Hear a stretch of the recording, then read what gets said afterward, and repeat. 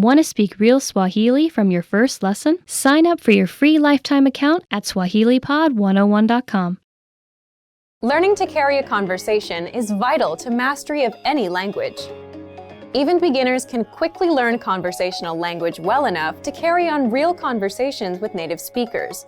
Of course, beginners won't be able to carry a conversation the same way they could in their native language. But just knowing a few tips, like which questions to ask to keep a conversation going, are all you need to speak and interact with real native speakers.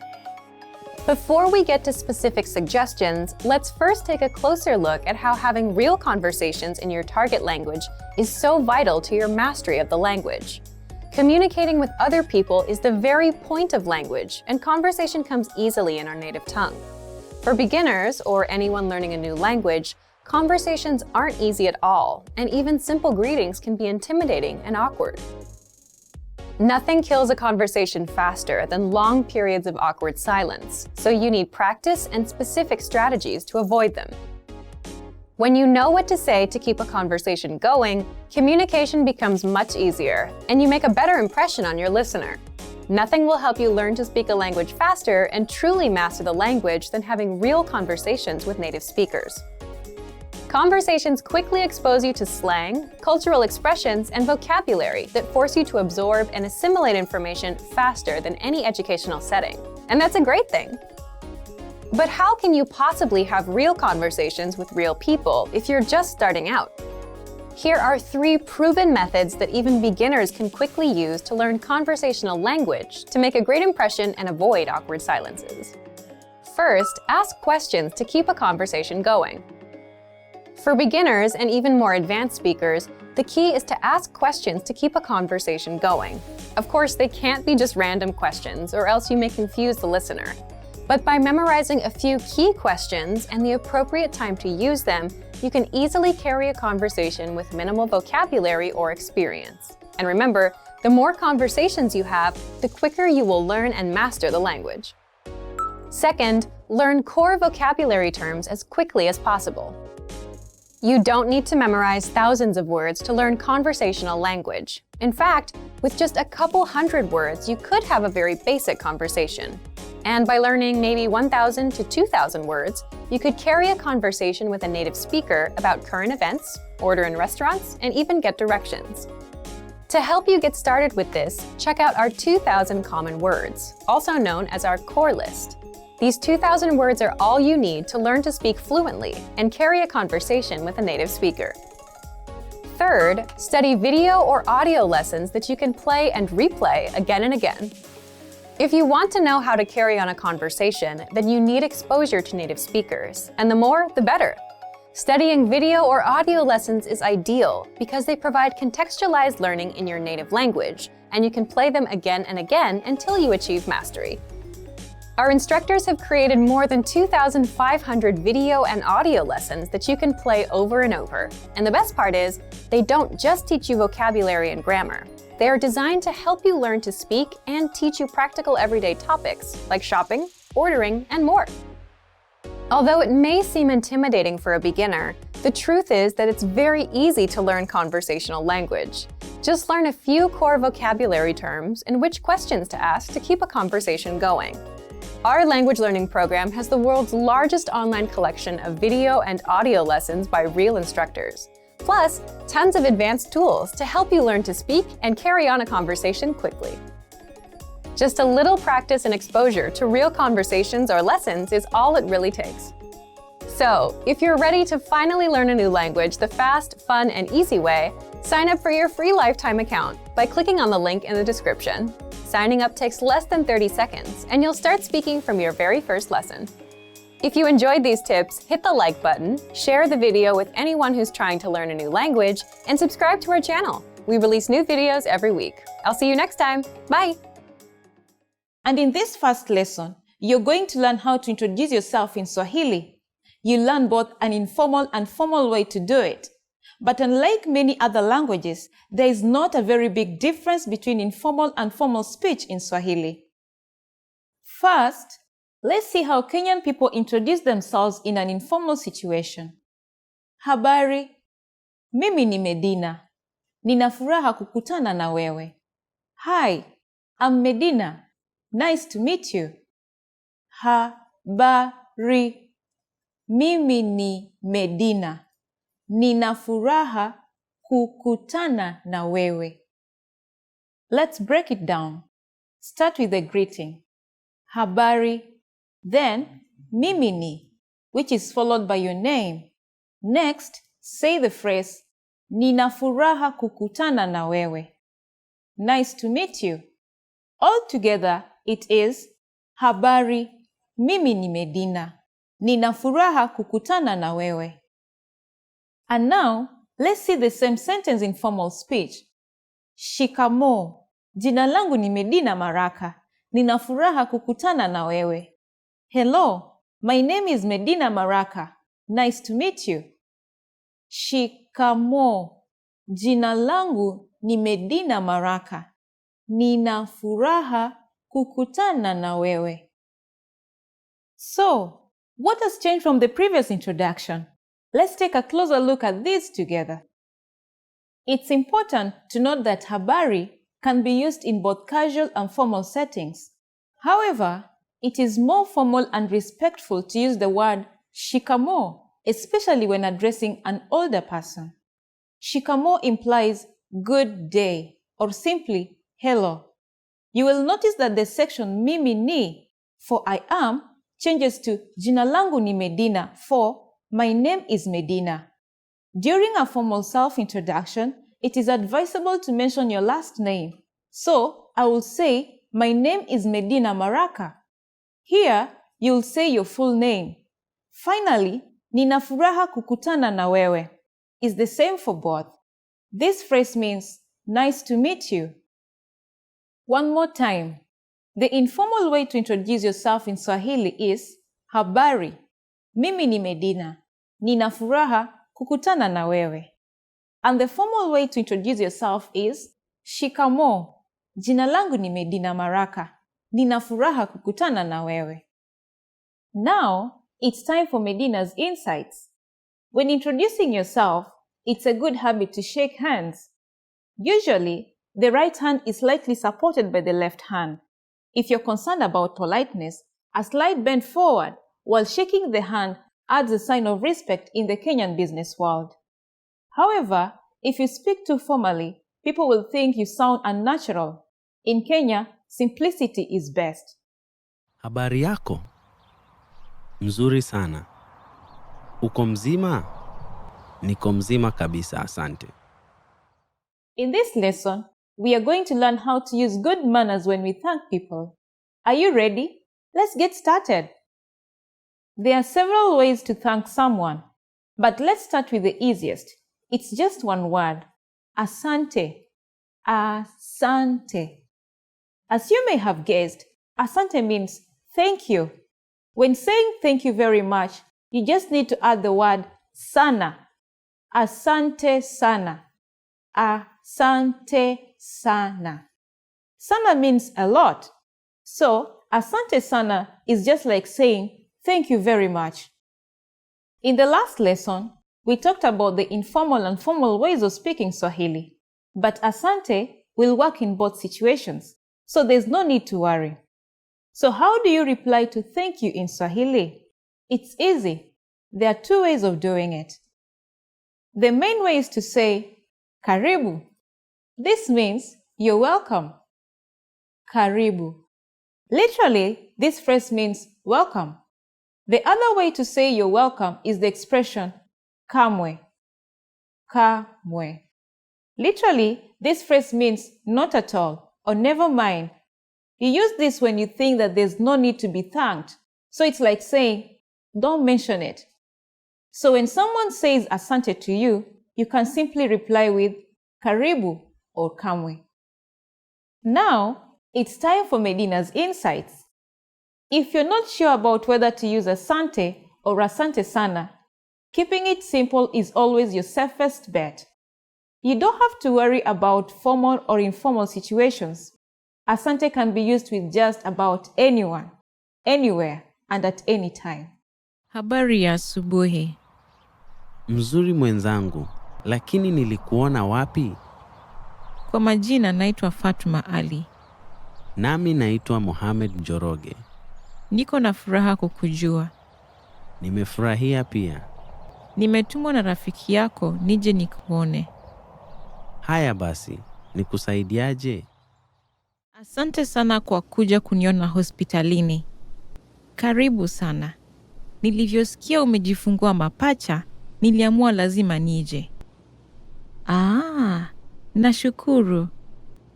Nimekuletea zawadi. Zingine za hawa watoto na zingine zako. Asante sana mwenzangu. Nashukuru.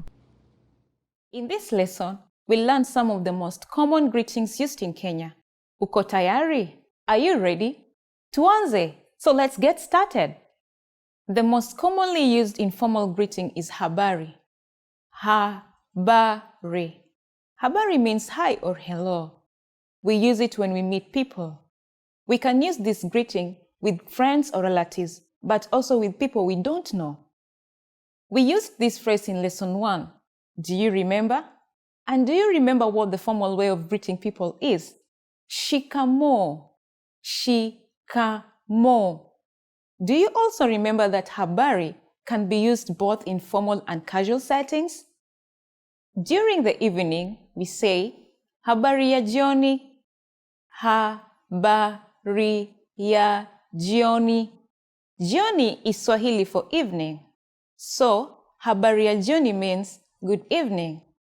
Habari and habari ya jioni are used when we meet someone, but when we leave, we don't say these greetings again. Instead, when living in both formal and informal situations, Kenyan people say kwaheri. Kwaheri. Kwaheri means goodbye. Finally, in Swahili, we have an expression meaning see you soon that can be considered both formal and informal. Tuonane tena. Tuonane tena. Now you can greet people in many different ways in Swahili. Let's review them all again. When greeting someone in an informal way, remember to say habari. When greeting someone in a formal situation, you say shikamoo. When living in either a formal or informal situation, say tuonane tena. It's easy, isn't it? Now, it's time for Medina's insights. In formal situations, Kenyans commonly greet each other by shaking hands. But if we meet someone we are very friendly with, we hug each other. Don't be afraid to do it with your Kenyan friends. It's normal. Tafadhali, naomba ujue umenikanyaga. Oh, mimi? Ndio, kwa vidole za mguu. Pole sana. Habari yako? Mzuri sana. Mna chakula ama kinywaji kilicho tayari? Ndio. Nikupakulie nini? Je, mna chai ya maziwa? La, lakini tunayo kahawa ya maziwa. Sawa, nitakuita baadaye. Nipe muda kidogo. Sawa. You are at a bus terminal where you're attempting to buy a ticket from a ticket counter. There are 4 different counters. Which counter should you line up at to go to the south side of the city?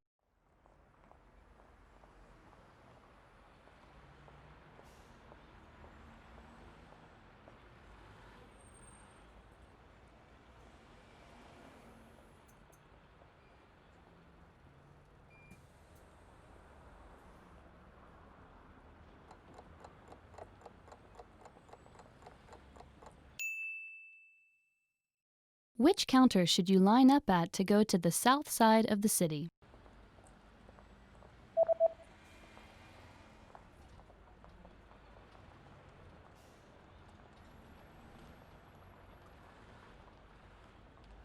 The third counter is the counter for bus tickets that go to the south side of the city. Kwa kusini mwa jiji. You are at a bus terminal where you've just bought a long-distance ticket. Which row and seat number are you in?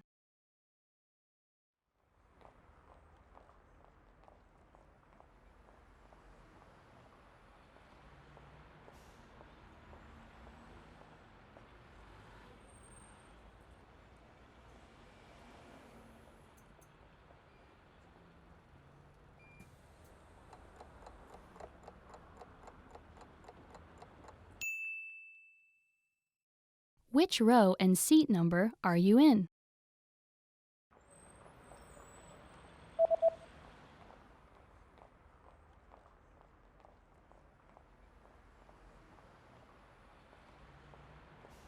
The ticket says that you're in the 8th row in seat C. Safu la 8, kiti cha. You are at a bus terminal where you're reading the schedule for long-distance buses. On which days are there no buses running?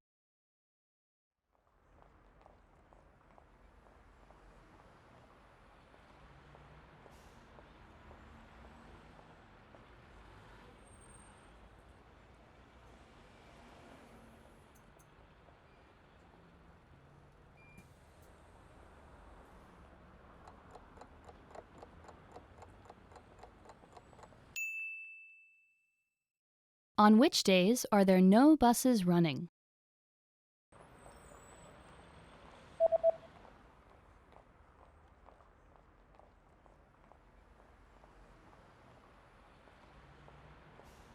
There are no buses running on public holidays and the 3rd Sunday of every month. Sikukuu za umma, Jumapili ya 3 ya kila mwezi. You are at a bus stop where you're waiting for the 301 bus. There is a notice posted on the bus timetable. What does the notice say?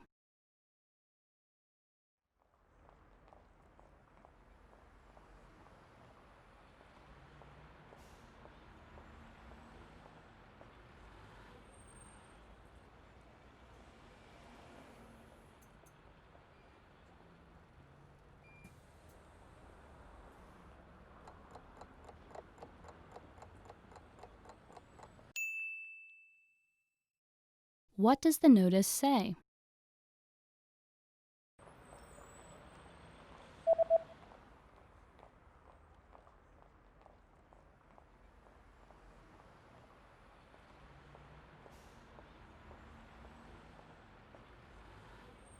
The notice reads, "The 301 bus does not stop here." Basi nambari 301 halisimami hapa. You just got off a bus at a bus terminal and you're looking to catch a taxi. Which direction should you go to get to the taxi rank?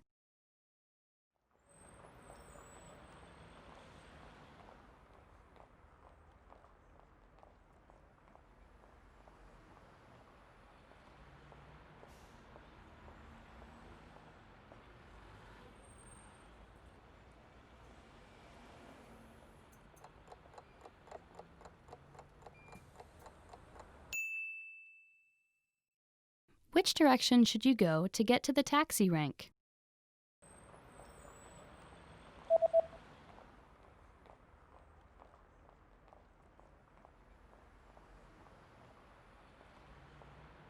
You should head east to get to the taxi rank. Mashariki. Yeah, welcome everyone. It's Medina again. Welcome to Swahili Pod 101. Today, we are going to look at the top 25 phrases in Swahili. Let's have fun. Jambo. Hello. Okay, the first phrase is jambo. Hello. Jambo. Jambo is one of the most simple greetings in Kenya. Anyone can use it at any time. In fact, we love using it with tourists. Please visit Kenya and just say jambo. Habari za asubuhi. Good morning. Okay, the next phrase is habari za asubuhi. Good morning. Habari za asubuhi. We often wake up tired sometimes in the morning, but it doesn't cost to say habari za asubuhi. Good morning. Habari za mchana. Good afternoon. The next phrase is habari za mchana. Good afternoon. Habari za mchana. You know, in the afternoon when you meet someone, you're like, oh, habari za mchana. Habari means news. So you're trying to ask someone, okay, how is your afternoon? Tell me anything that is happening in your afternoon. Usiku mwema. Good night. Usiku mwema. Good night. Usiku mwema. Good night. Yes, it's time to sleep. I sometimes look forward to that time. And you know, I look forward to saying good night to my friends or to my family or to my whatever person who is there. Jina lako nani? What's your name? Jina lako nani? What's your name? Jina lako nani? It's an obvious question whenever we meet with people, especially when you want to know who they are. It's polite to know someone's name, right? Do you like being called by your name? Yeah, that's why this phrase is very important. Jina lako nani? Mimi naitwa. Mimi naitwa Medina. My name is Medina. Mimi naitwa Medina. Now, this is actually an answer to the previous question, Jina lako nani? What's your name? Now, you have to keep this in mind that, if you use this word frequently, you'll be able to tell people about your name. You'll be able to tell people your name. Nina furaha kukutana na wewe. Nice to meet you. Nina furaha kukutana na wewe. Nice to meet you. Nina furaha kukutana na wewe. Nice to meet you. I mean, it's really polite. I always feel like energized when someone says, nice to meet you. It can be awkward when someone says, oh, I did not want to meet you, but we rarely hear that. Just use that word, nice to meet you. Habari gani? How are you? Habari gani? How are you? Habari in Swahili means news. And gani means what? So what news? Actually, what you're trying to ask here is like, what do you have? I mean, what is all about your life right now in a polite way, Then someone will say, mzuri, or it's okay. They will not go on telling you whatever is happening all around, but, they'll just say it's fine or not good, So it's an important phrase. Niko salama, asante, na wewe? I am fine, thanks. And you? Niko salama, asante. Fine, thanks. And you? Niko salama, asante means, oh, I'm fine. Literally, that is what it means. I'm fine, thank you. Then you take it back. What about you? You are concerned about the person who is asking you, If you just say, oh, I'm fine, thanks, then you keep quiet, I mean, we do that sometimes, but, sometimes you want to show concern, so you ask, na wewe, and you? Tafadhali, please. Tafadhali, please. It's a magic word all around the world. So tafadhali is one of those words that you want to embrace when you visit Kenya. Tafadhali, whenever you're asking a favor, just say tafadhali. Excuse me, tafadhali, tafadhali. That's one great word you need to remember. Asante, thank you.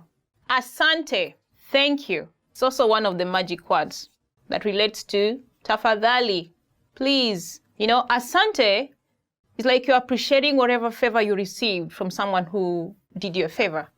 So it's also one of those words you like to embrace whenever and wherever.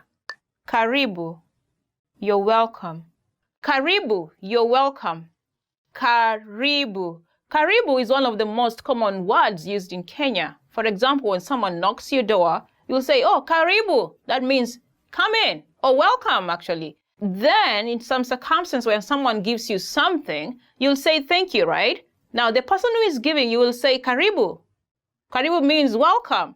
So it can be a joke, but you know what? You can go and ask them, or you can go and ask as many favors as you can, because they said karibu. I mean, that's a joke. You don't have to take it seriously, though. Dio, yes. Dio, yes. Dio. Dio is a response. Whenever someone asks a question, you can say dio if it's a positive answer, to the question. It depends. There are the yes, no questions. Yeah, that is where it lies. Dio. Umefika Kenya? Dio. Umekula chakula? Dio. Umefika Kenya means, have you arrived in Kenya? You'll say yes, which is dio. Have you eaten food? Umekula chakula? You'll say dio, yes. Hapana, no. Hapana, no. Hapana. Hapana is an answer to the yes-no question, just like dio. Dio means yes, as we looked at it previously. Now here it's no. Umefika Kenya? Hapana. Have you arrived in Kenya? No. Umekula chakula? Have you eaten food? No. Hapana. Sawa. Okay. Sawa. Okay. Sawa. Okay. Sawa. Sawa is used to acknowledge that you agree to whatever has been said. For example, you can say, Sawa, nimeelewa maelezo yako. Okay, I've understood the explanation. Niwie radhi. Excuse me. Niwie radhi. Excuse me. Niwie radhi. This is a very handy word, especially when you want someone to excuse you for something. Niwie radhi. Naweza angalia mzigo wako? Excuse me, can I check your bag? Samahani. I'm sorry. Samahani. I am sorry. Samahani. Samahani is also one of those polite words that you really need to remember. It comes handy when you make a mistake. Samahani, nimechelewa. I'm very sorry that I'm late. Ni saa ngapi? What time is it? Ni saa ngapi? What time is it? Ni saa ngapi? Of course, you'll want to know time. If you cannot see the time, probably there's no wall clock around, or perhaps your phone is off to check, or perhaps you forgot your wristwatch. You'll ask your friend, Ni saa ngapi? Msala ni wapi? Where is the restroom? Msalani ni wapi? Where is the restroom? Msalani ni wapi? Now, for real, you may need this word really, especially if nature keeps calling on you. You know, you may want to ask, hey, tafadhali, msalani ni wapi? Excuse me, where is the restroom? Subiri kidogo. Wait a moment. Subiri kidogo. Wait a moment. Subiri kidogo. When you're caught up doing something and someone asks for a favor, you may use this word. Just a moment. Subiri kidogo. Bei ya hii ni nini? How much is this? Bei ya hii ni nini? How much is this? Bei ya hii ni nini? How much is this?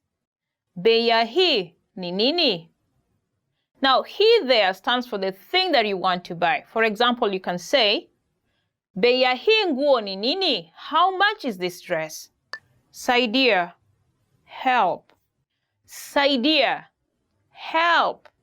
Saidia. Saidia! Imagine you're drowning. What will you do? You'll shout, Saidia! Help! When you're in trouble, this word comes in handy. I think you may want to use it. Tuonane baadaye. See you later. Tuonane baadaye. See you later. Tuonane baadaye. After you meet with your friend, you have a chat with her or him, you'll definitely say, bye, see you later, when you're parting. I think it's also one of those polite words that you may want to add to your list. Kwaheri, goodbye. Kwaheri, goodbye. Kwaheri, goodbye. Kwaheri. Now, kwaheri reminds me of those toughest moments in my life, when I went abroad to study and my family was back in my country. The toughest moments was when we were parting. I will never want to say kwaheri. I will never want to say goodbye. I will never even want to utter it out, but I will just say it with tears rolling down my cheeks. Yeah, kwaheri. It's a good word to use whenever you're parting. Sijui, I don't know. Sijui, I don't know. Sijui. This is a word that you'll use when you acknowledge that for sure you're not sure about the answer to the question or to the situation that is happening at the moment. Some people think it's impolite to say sijui, especially when you're asking for directions. They'll try to give you information which might be wrong to show that they are polite. So you got to be careful. Thank you so much for staying with us until the end of this video. Did you enjoy this video? If you did, do not forget to give us a thumbs up and subscribe to our channel. And don't forget to visit swahilipod101.com. Kwaheri! See you again! In this lesson, we'll learn some of the most common greetings used in Kenya. Uko tayari? Are you ready? Tuanze! So let's get started. The most commonly used informal greeting is habari. Habari. Habari means hi or hello. We use it when we meet people. We can use this greeting with friends or relatives, but also with people we don't know. We used this phrase in lesson 1. Do you remember? And do you remember what the formal way of greeting people is? Shikamoo. Shikamoo. Do you also remember that habari can be used both in formal and casual settings? During the evening, we say, habari ya jioni. Habari ya jioni. Jioni is Swahili for evening. So, habari ya jioni means good evening. Habari and habari ya jioni are used when we meet someone, but when we leave, we don't say these greetings again. Instead, when living in both formal and informal situations, Kenyan people say kwaheri. Kwaheri. Kwaheri means goodbye. Finally, in Swahili, we have an expression meaning see you soon that can be considered both formal and informal. Tuonane tena. Tuonane tena. Now you can greet people in many different ways in Swahili. Let's review them all again. When greeting someone in an informal way, remember to say habari. When greeting someone in a formal situation, you say shikamoo. When living in either a formal or informal situation, say tuonane tena. It's easy, isn't it? Now, it's time for Medina's insights. In formal situations, Kenyans commonly greet each other by shaking hands. But if we meet someone we are very friendly with, we hug each other.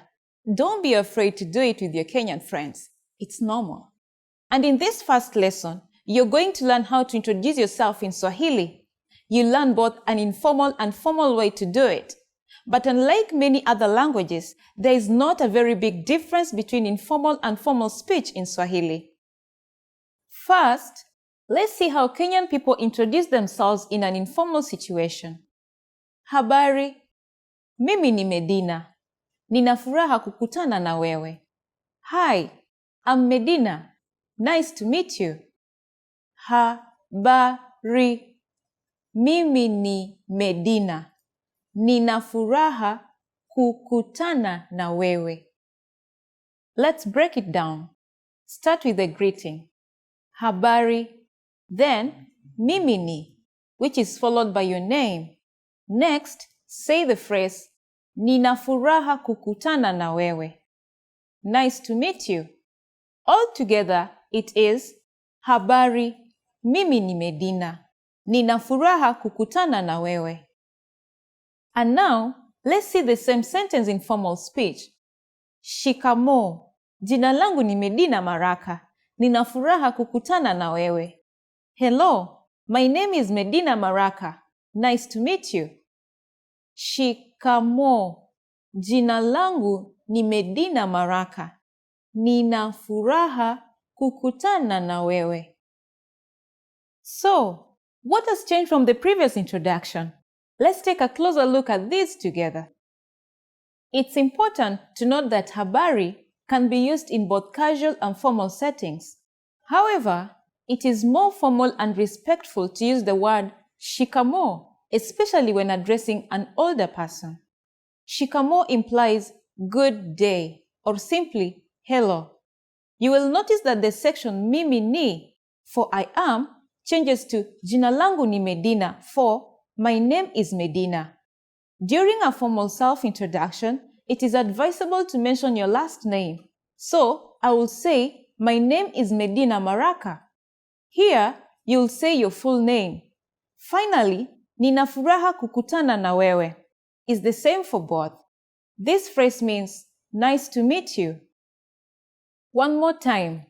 The informal way to introduce yourself in Swahili is, habari. Mimi ni Medina. Nina furaha kukutana na wewe. And the formal way to introduce yourself is, shikamoo. Jina langu ni Medina Maraka. Nina furaha kukutana na wewe. Now, it's time for Medina's insights. When introducing yourself, it's a good habit to shake hands. Usually, the right hand is slightly supported by the left hand. If you're concerned about politeness, a slight bend forward while shaking the hand adds a sign of respect in the Kenyan business world. However, if you speak too formally, people will think you sound unnatural. In Kenya, simplicity is best. In this lesson, we are going to learn how to use good manners when we thank people. Are you ready? Let's get started. There are several ways to thank someone, but let's start with the easiest. It's just one word. Asante. Asante. As you may have guessed, asante means thank you. When saying thank you very much, you just need to add the word sana. Asante sana. Asante sana. Sana means a lot. So, asante sana is just like saying thank you very much. In the last lesson, we talked about the informal and formal ways of speaking Swahili, but asante will work in both situations, so there's no need to worry. So how do you reply to thank you in Swahili? It's easy. There are two ways of doing it. The main way is to say karibu. This means you're welcome. Karibu. Literally, this phrase means welcome. The other way to say you're welcome is the expression kamwe. Kamwe. Literally, this phrase means not at all or never mind. You use this when you think that there's no need to be thanked. So it's like saying, don't mention it. So when someone says asante to you, you can simply reply with karibu or kamwe. Now, it's time for Medina's insights. If you're not sure about whether to use asante or asante sana, keeping it simple is always your safest bet. You don't have to worry about formal or informal situations. Asante can be used with just about anyone, anywhere, and at any time. First, you'll see an image and hear a question. Next comes a short dialogue.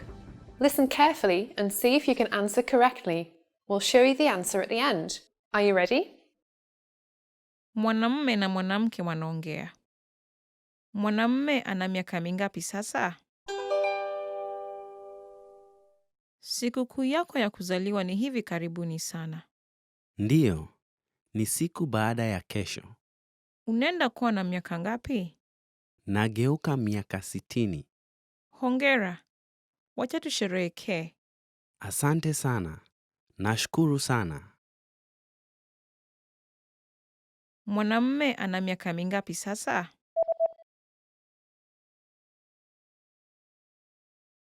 Mwanamume na mwanamke wanaongea. Mwanamume ana miaka mingapi sasa? Sikukuu yako ya kuzaliwa ni hivi karibuni sana. Ndiyo, ni siku baada ya kesho. Unaenda kuwa na miaka ngapi? Nageuka miaka 60. Hongera. Wacha tusherehekee. Asante sana. Nashukuru sana. First, you'll see an image and hear a question. Next comes a short dialogue. Listen carefully and see if you can answer correctly. We'll show you the answer at the end. Are you ready? Mwanamume na mwanamke wanaongea. Nani anaishi na mwanamume? Mbona usikuje kwa nyumba yangu wakati mwingine hivi karibuni? Asante, lakini nahisi kuogopa kidogo. Ningelipenda kujua familia yako kabla sijakutana nao. Sawa, babangu ni mfanyikazi wa ofisi na kozi yake ni kuvua. Mamangu ni mkaazi wa nyumba na anajua kupika. Una ndugu au dada wowote?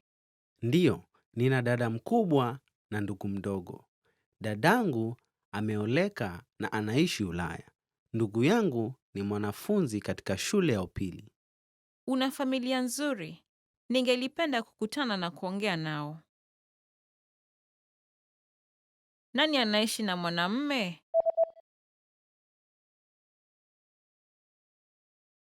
Mwanamume na mwanamke wanaongea. Nani anaishi na mwanamume? Mbona usikuje kwa nyumba yangu wakati mwingine hivi karibuni? Asante, lakini nahisi kuogopa kidogo. Ningelipenda kujua familia yako kabla sijakutana nao. Sawa, babangu ni mfanyikazi wa ofisi na kozi yake ni kuvua. Mamangu ni mkaazi wa nyumba na anajua kupika. Una ndugu au dada wowote? Ndiyo, nina dada mkubwa na ndugu mdogo. Dadangu ameoleka na anaishi Ulaya. Ndugu yangu ni mwanafunzi katika shule ya upili. Una familia nzuri. Ningelipenda kukutana na kuongea nao. When learning a new language, it's easy to think, I don't think I'm making any progress. What if I never reach my goals? We all get these thoughts from time to time. But are they worth being scared of? What are the fears language learners tend to have the most? And how can you learn to overcome them? Here are the top 4 language learning fears, according to our users. Number 1, I'm not good enough to start speaking yet. This is a pretty common fear or misconception that most learners have. Here's how you overcome it. The best way to get good at speaking is to start speaking from day 1. You need to open your mouth and just start talking. If you think you're not good enough, just focus on the lines you want to say. Number 2, I'm afraid I'll never be fluent.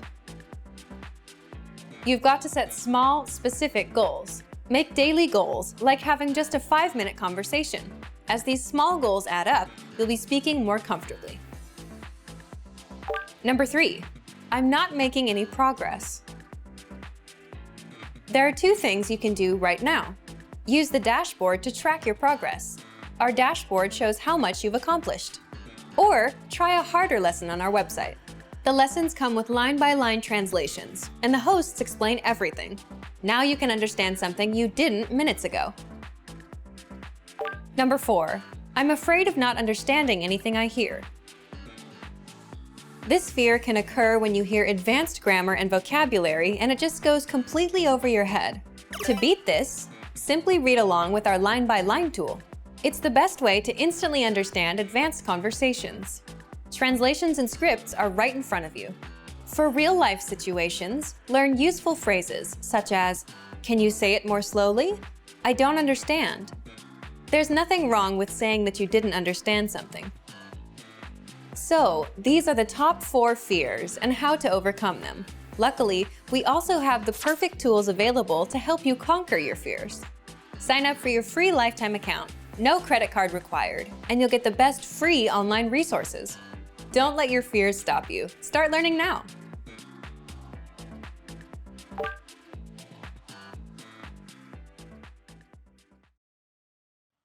Mwanamume anaripoti katika mkutano kuhusu nyendo za mauzo ya kampuni yake.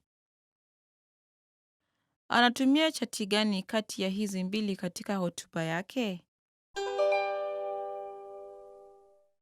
Tafadhali tazama kijikaratasi. Chati ya kushoto inaonyesha mauzo ya kampuni yetu katika miaka 3 iliyopita na utabiri wa mauzo katika mwaka huu. Chati ya kulia inaonyesha mauzo katika miezi hadi mwezi wa Oktoba wa mwaka huu. Sasa tafadhali tazama chati ya kushoto. Inaonyesha vile mazao ilikuwa ikiongezeka kwa utaratibu katika miaka 3 iliyopita. Tukiweza kupandisha mauzo yetu, mauzo kwa jumla ya mwaka huu utaonyesha kuongezeka kutoka mwaka jana. Aidha, tazama chati ya pili. Inaonyesha kuwa kampeni tulizofanya Aprili na Agosti zilikuwa za manufaa. Naelewa, lakini mauzo yalipungua Mei na Septemba tukifuatilia makampeni. Ndiyo, lakini matukio kama haya hayawezi kuepukika. Natarajia mauzo ya kila mwaka katika mwaka huu kupanda ukilinganishwa na mwaka jana, ijapokuwa tutazidi kuongeza mauzo yetu. Anatumia chati gani kati ya hizi mbili katika hotuba yake?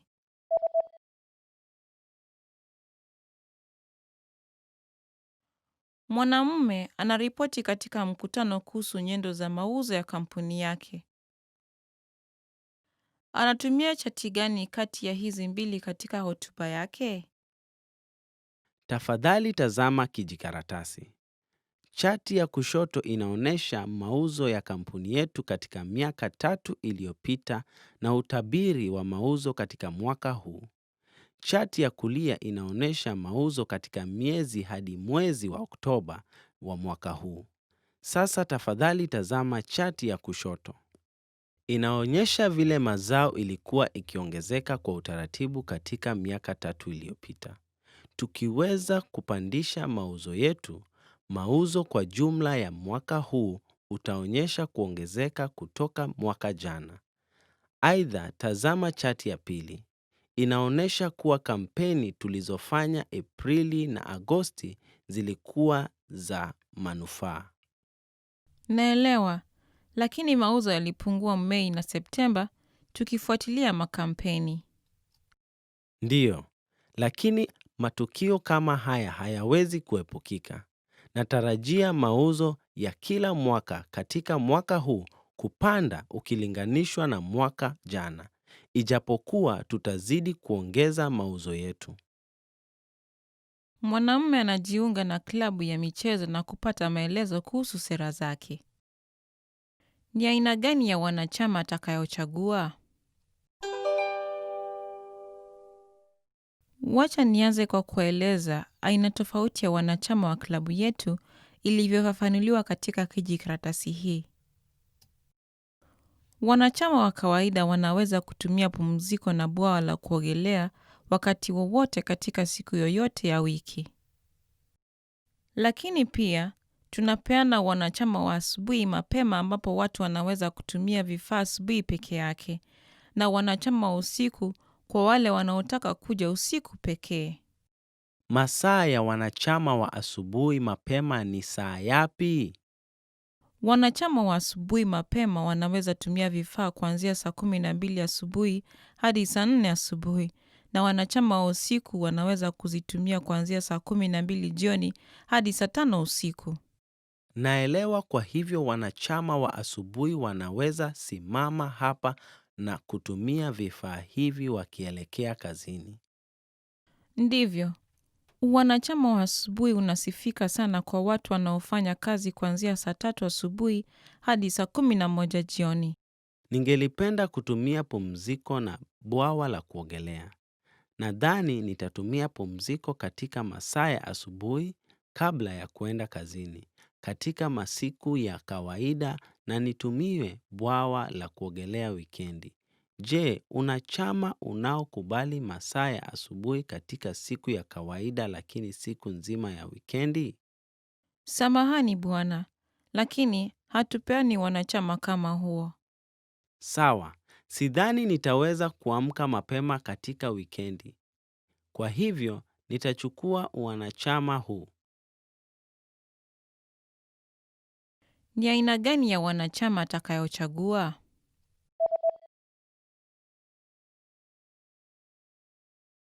Mwanamume anajiunga na klabu ya michezo na kupata maelezo kuhusu sera zake. Ni aina gani ya wanachama atakayochagua?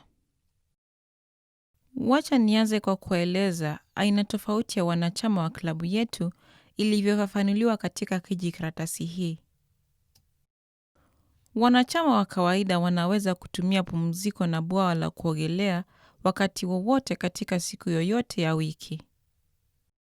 Lakini pia tunapeana wanachama wa asubuhi mapema ambapo watu wanaweza kutumia vifaa asubuhi peke yake, na wanachama wa usiku kwa wale wanaotaka kuja usiku pekee.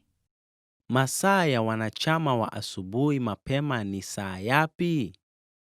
Wanachama wa asubuhi mapema wanaweza tumia vifaa kuanzia saa 12 asubuhi hadi saa 4 asubuhi, na wanachama wa usiku wanaweza kuzitumia kuanzia saa 12 jioni hadi saa 5 usiku. Naelewa, kwa hivyo wanachama wa asubuhi wanaweza simama hapa na kutumia vifaa hivi wakielekea kazini.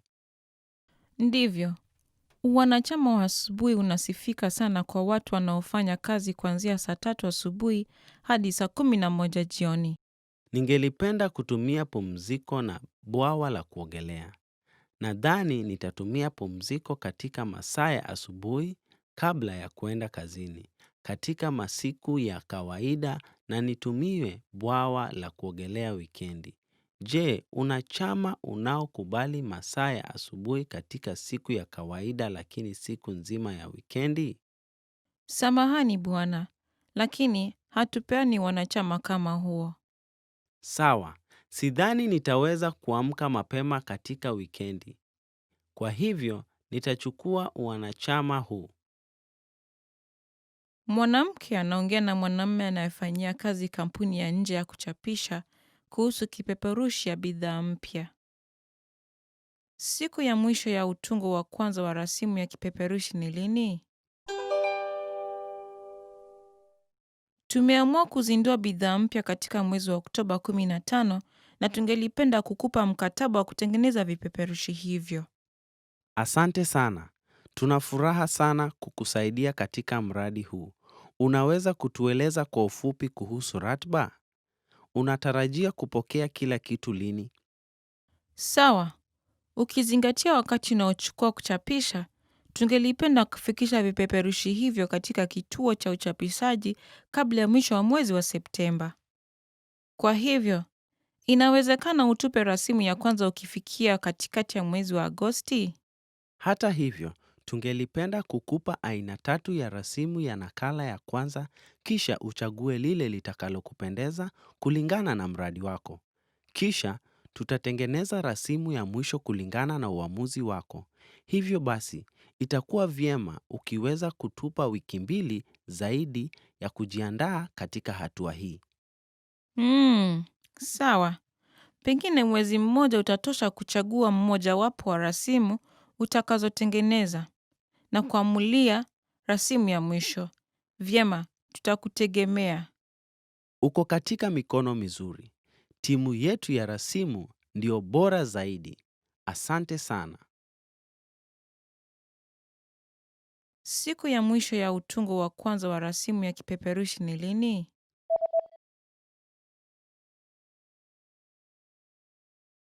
Mwanamke anaongea na mwanamume anayefanyia kazi kampuni ya nje ya kuchapisha kuhusu kipeperushi ya bidhaa mpya. Siku ya mwisho ya utungo wa kwanza wa rasimu ya kipeperushi ni lini? Tumeamua kuzindua bidhaa mpya katika mwezi wa Oktoba 15 na tungelipenda kukupa mkataba wa kutengeneza vipeperushi hivyo. Asante sana. Tuna furaha sana kukusaidia katika mradi huu. Unaweza kutueleza kwa ufupi kuhusu ratiba? Unatarajia kupokea kila kitu lini? Sawa. Ukizingatia wakati unaochukua kuchapisha, tungelipenda kufikisha vipeperushi hivyo katika kituo cha uchapishaji kabla ya mwisho wa mwezi wa Septemba. Kwa hivyo, inawezekana utupe rasimu ya kwanza ukifikia katikati ya mwezi wa Agosti? Hata hivyo, tungelipenda kukupa aina 3 ya rasimu ya nakala ya kwanza, kisha uchague lile litakalokupendeza kulingana na mradi wako. Kisha, tutatengeneza rasimu ya mwisho kulingana na uamuzi wako. Hivyo basi, itakuwa vyema ukiweza kutupa wiki 2 zaidi ya kujiandaa katika hatua hii. Sawa. Pengine mwezi mmoja utatosha kuchagua mmojawapo wa rasimu utakazotengeneza na kuamulia rasimu ya mwisho. Vyema, tutakutegemea. Uko katika mikono mizuri.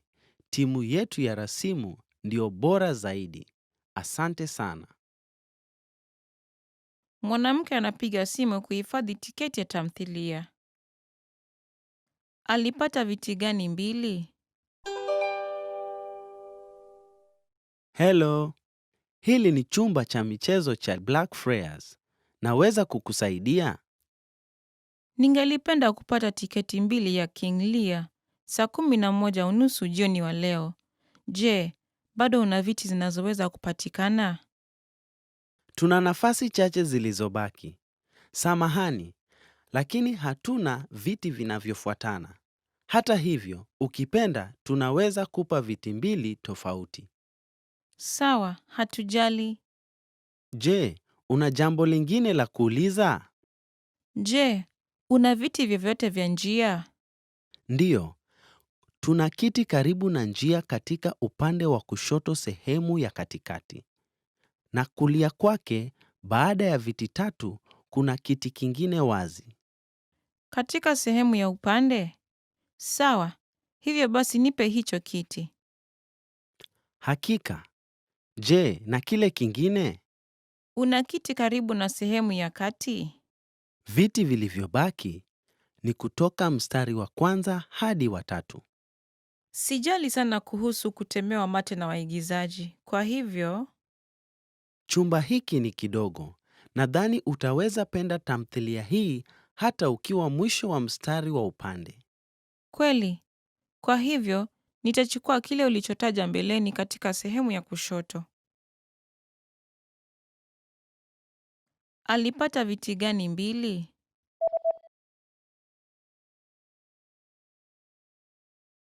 Mwanamke anapiga simu kuhifadhi tiketi ya tamthilia. Alipata viti gani 2? Hello, hili ni chumba cha michezo cha Black Friars. Naweza kukusaidia? Ningelipenda kupata tiketi 2 ya King Lear saa 11:30 jioni wa leo. Je, bado una viti zinazoweza kupatikana? Tuna nafasi chache zilizobaki. Samahani, lakini hatuna viti vinavyofuatana. Hata hivyo, ukipenda tunaweza kupa viti 2 tofauti. Sawa, hatujali. Je, una jambo lingine la kuuliza? Je, una viti vyovyote vya njia? Ndiyo, tuna kiti karibu na njia katika upande wa kushoto sehemu ya katikati. Na kulia kwake, baada ya viti 3, kuna kiti kingine wazi. Katika sehemu ya upande? Sawa, hivyo basi nipe hicho kiti. Hakika. Je, na kile kingine? Una kiti karibu na sehemu ya kati? Viti vilivyobaki ni kutoka mstari wa kwanza hadi wa 3. Sijali sana kuhusu kutemewa mate na waigizaji. Kwa hivyo, Chumba hiki ni kidogo. Nadhani utaweza penda tamthilia hii hata ukiwa mwisho wa mstari wa upande. kweli. Kwa hivyo, nitachukua kile ulichotaja mbeleni katika sehemu ya kushoto. Mwanamume na mwanamke wanaongea kuhusu kujiandaa kwa hotuba watakayokuwa nayo kesho katika ofisi yao. Baada ya maongezi haya, mwanamke atachunguza nini? Sawa. Nadhani tuko karibu tayari kufanya hotuba kesho. Vitu chache tu vya kuzingatia. Mkutano utaanza saa 3 kamili. Kwa hivyo, waweza kukagua chumba cha mkutano tena leo? Vyema, nimekagua chumba hicho. Vizuri sana. Je, ulihakikisha kuwa projekta inafanya kazi vizuri? Oh, nilitarajia kukagua projekta kesho asubuhi nikiwa na kompyuta yangu. La, ni lazima tukalikague leo. Hatutakuwa na nafasi ya kurekebisha ikiwa itakuwa na shida. Kwa hivyo, hakikisha umelikagua leo. Hilo ndilo jambo muhimu sana. Sawa. Nitafanya. Na ulishachapisha nakala kadhaa? Bitanaka anazichapisha sasa hivi. Na tutazame nini tena? Oh, ulikagua ubao? Ndivyo, nilikagua. Wakati mwingine, kalamu hazina wino wa kutosha kuandika. Ulipata nafasi ya kuzikagua? Bado, lakini nitahakikisha nimefanya hivyo baadaye. Vyema. Tafadhali hakikisha umefanya hivyo leo. Baada ya maongezi haya, mwanamke atachunguza nini?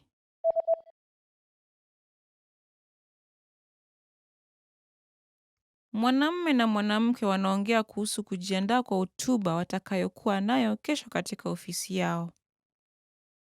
Baada ya maongezi haya, mwanamke atachunguza nini? Sawa. Nadhani tuko karibu tayari kufanya hotuba kesho. Vitu chache tu vya kuzingatia. Mkutano utaanza saa 3 kamili. Kwa hivyo, waweza kukagua chumba cha mkutano tena leo? Vyema, nimekagua chumba hicho. Vizuri sana. Je, Ulihakikisha kuwa projekta inafanya kazi vizuri? Oh, nilitarajia kukagua projekta kesho asubuhi nikiwa na kompyuta yangu. La, ni lazima tukalikague leo. Hatutakuwa na nafasi ya kurekebisha ikiwa itakuwa na shida. Kwa hivyo, hakikisha umelikagua leo. Hilo ndilo jambo muhimu sana. Sawa. Nitafanya. Na ulishachapisha nakala kadhaa? Bitanaka anazichapisha sasa hivi. Na tutazame nini tena? Oh, ulikagua ubao? Ndivyo, nilikagua. Wakati mwingine, kalamu hazina wino wa kutosha kuandika. Ulipata nafasi ya kuzikagua? Bado, lakini nitahakikisha nimefanya hivyo baadaye. Vyema. Tafadhali hakikisha umefanya hivyo leo. Want to speak real Swahili from your first lesson? Sign up for your free lifetime account at swahilipod101.com. Yes, welcome again. This is Medina. Welcome to Swahili Pod 101. Top words. Today we are going to look at 10 hardest words to pronounce in Swahili.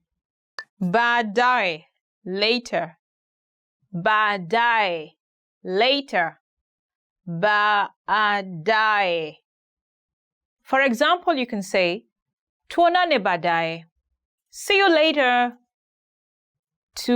Tuonane baadaye.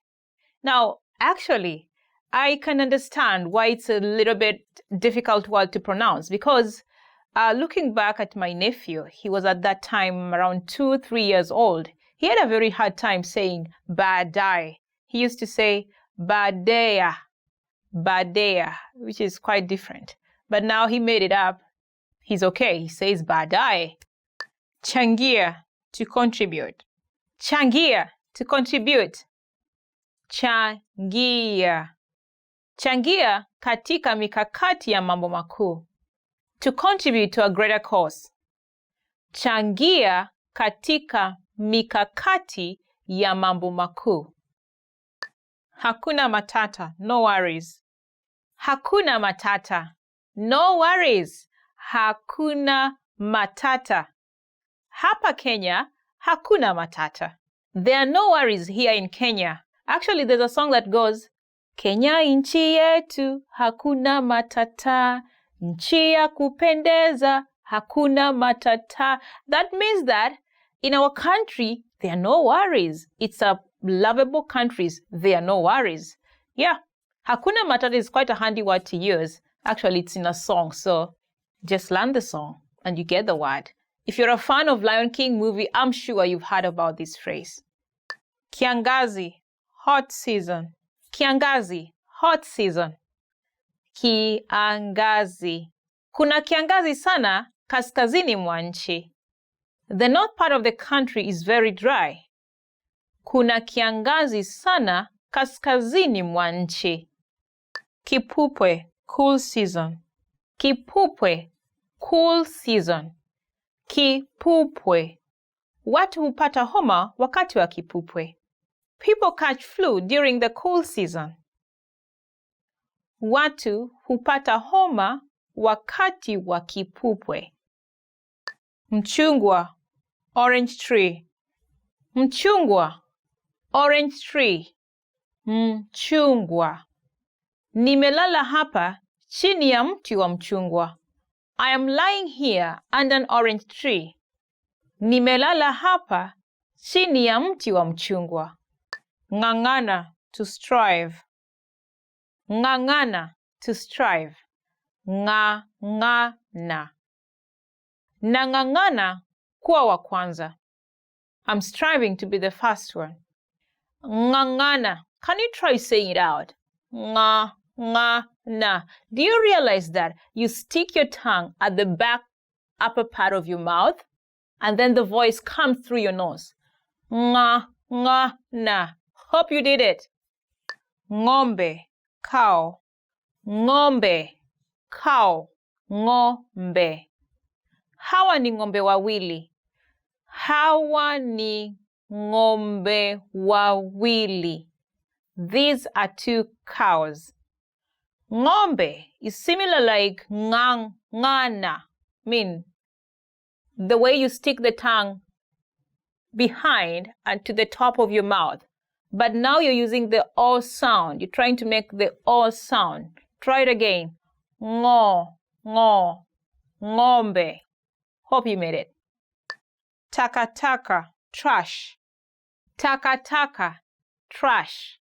Takataka. Kutupa takataka, to empty the trash. Kutupa takataka. Now, takataka can be used in different ways. For example, if someone says takataka, it will mean something really bad or wasteful or something that is annoying. If someone says wewe ni takataka, it means you're wasteful or you're a waste. So you can use it different ways. But you know what? Don't use it to your friend or someone. I mean, it's not a good word to use, in other words. So be careful when you use it. Nyanyasa, oppress. Nyanyasa, oppress. Nyanyasa.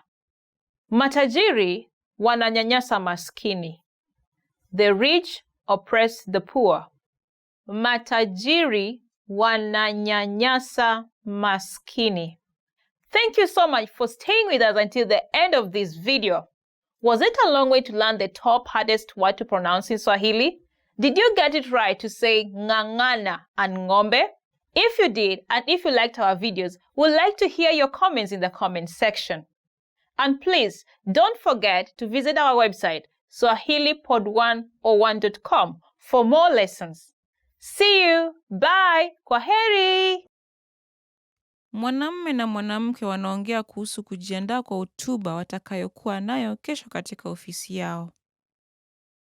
Baada ya maongezi haya, mwanamke atachunguza nini? Sawa, nadhani tuko karibu tayari kufanya hotuba kesho. Vitu chache tu vya kuzingatia. Mkutano utaanza saa 3 kamili. Kwa hivyo, waweza kukagua chumba cha mkutano tena leo? Vyema, nimekagua chumba hicho. Vizuri sana. Je, ulihakikisha kuwa projekta inafanya kazi vizuri? Oh, nilitarajia kukagua projekta kesho asubuhi nikiwa na kompyuta yangu. La, ni lazima tukalikague leo. Hatutakuwa na nafasi ya kurekebisha ikiwa itakuwa na shida. Kwa hivyo, hakikisha umelikagua leo. Hilo ndilo jambo muhimu sana. Sawa. Nitafanya. Na ulishachapisha nakala kadhaa? Bitanaka anazichapisha sasa hivi. Na tutazame nini tena? Oh, ulikagua ubao? Ndivyo, nilikagua. Wakati mwingine, kalamu hazina wino wa kutosha kuandika. Ulipata nafasi ya kuzikagua? Bado, lakini nitahakikisha nimefanya hivyo baadaye. Vyema. Tafadhali hakikisha umefanya hivyo leo. Baada ya maongezi haya, mwanamke atachunguza nini?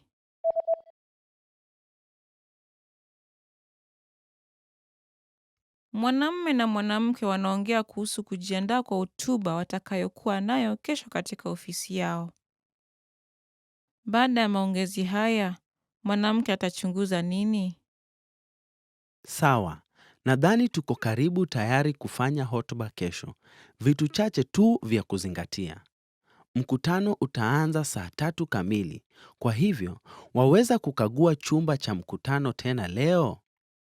Vyema, nimekagua chumba hicho. Vizuri sana. Je, ulihakikisha kuwa projekta inafanya kazi vizuri? Oh, nilitarajia kukagua projekta kesho asubuhi nikiwa na kompyuta yangu. La, ni lazima tukalikague leo. Hatutakuwa na nafasi ya kurekebisha ikiwa itakuwa na shida. Kwa hivyo, hakikisha umelikagua leo. Hilo ndilo jambo muhimu sana. Sawa. Nitafanya. Na ulishachapisha nakala kadhaa? Bitanaka anazichapisha sasa hivi. Na tutazame nini tena? Oh, Ulikagua ubao? Ndivyo, nilikagua. Wakati mwingine, kalamu hazina wino wa kutosha kuandika. Ulipata nafasi ya kuzikagua? Bado, lakini nitahakikisha nimefanya hivyo baadaye. Vyema. Tafadhali hakikisha umefanya hivyo leo. Mwanamume na mwanamke wanachagua hoteli.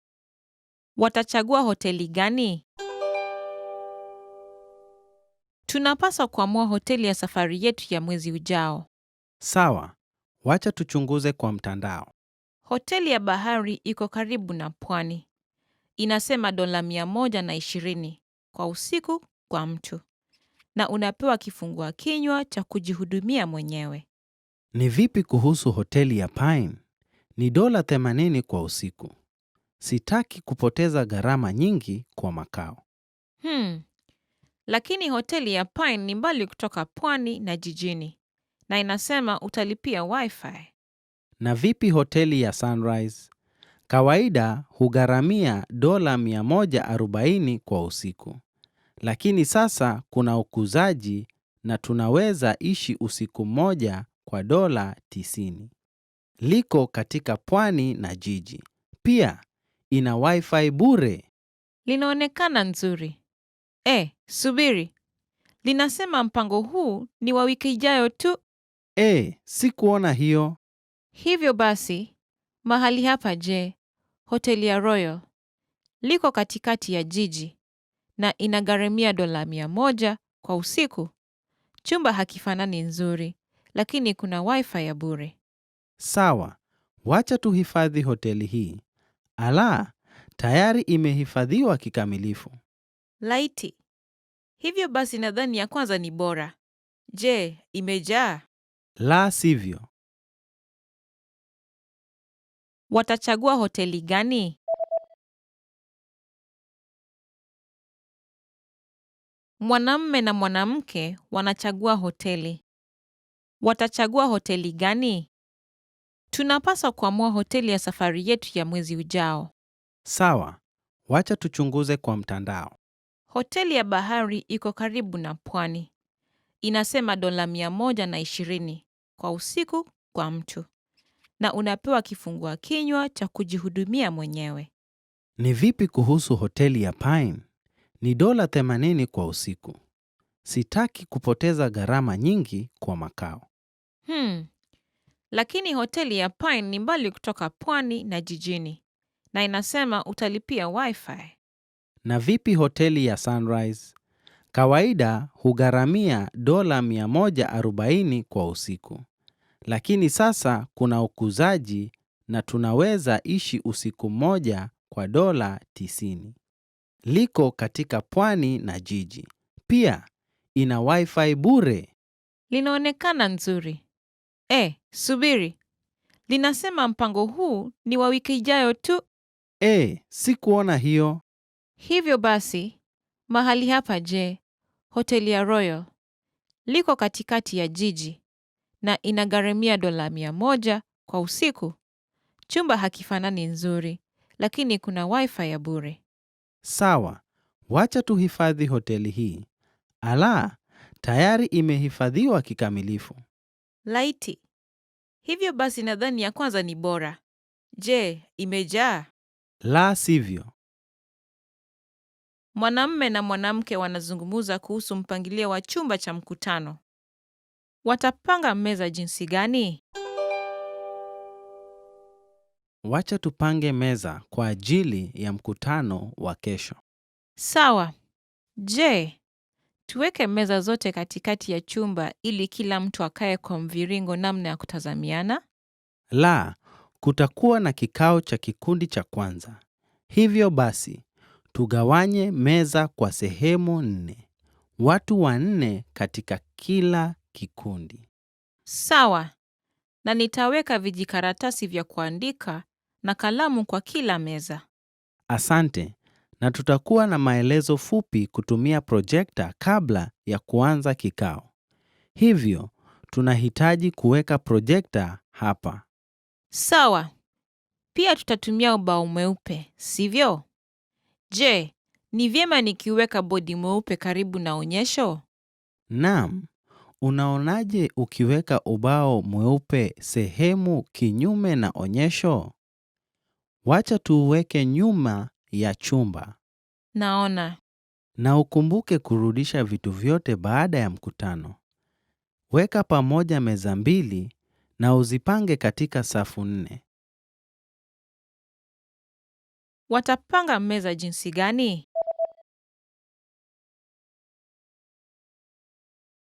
Mwanamume na mwanamke wanazungumza kuhusu mpangilio wa chumba cha mkutano. Watapanga meza jinsi gani? Wacha tupange meza kwa ajili ya mkutano wa kesho. Sawa. Je, tuweke meza zote katikati ya chumba ili kila mtu akae kwa mviringo namna ya kutazamiana? La, kutakuwa na kikao cha kikundi cha kwanza. Hivyo basi, tugawanye meza kwa sehemu 4. Watu 4 katika kila kikundi. Sawa. Na nitaweka vijikaratasi vya kuandika na kalamu kwa kila meza. Asante. Na tutakuwa na maelezo fupi kutumia projekta kabla ya kuanza kikao. Hivyo, tunahitaji kuweka projekta hapa. Sawa. Pia tutatumia ubao mweupe, sivyo? Je, ni vyema nikiweka bodi mweupe karibu na onyesho? Naam. Unaonaje ukiweka ubao mweupe sehemu kinyume na onyesho? Wacha tuuweke nyuma ya chumba. Naona. Na ukumbuke kurudisha vitu vyote baada ya mkutano. Weka pamoja meza mbili na uzipange katika safu 4. Mwanamume na mwanamke wanaongea kuhusu vifaa vya ofisi.